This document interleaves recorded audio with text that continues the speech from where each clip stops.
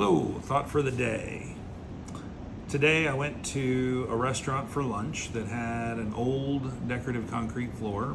It's about 8 or 9 years old, with color, but the maintenance has been less than stellar, as you can imagine. So that kind of made me think a little bit about maintenance that I run into regularly. So I wanted to give you like a top 3 things that I run into all the time, whether I'm out personally or doing consulting, that are problems in maintenance, like the lowest hanging fruit.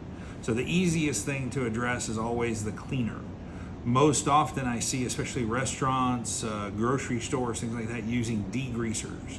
So degreasers typically work by creating a film on the surface that the grease sits on top of, so it's easier to clean off.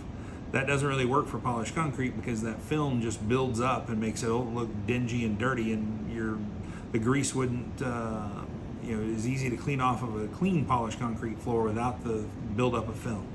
So watch out for degreasers. The second biggest thing that I see is acid, cleaners with a lot of acid in it. So acid will eat the concrete or etch it, causing it to be more porous, causing it to hold dirt and stains a whole lot better.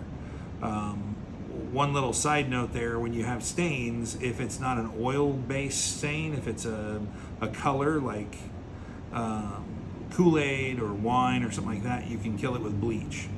The third thing that I run into all the time is pH neutral cleaners.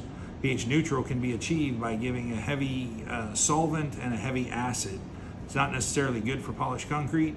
Really recommend using a polished concrete cleaner that's got surfactants to lift the dirt off the floor, and most good polished concrete cleaners will have densifier and stain protect in them.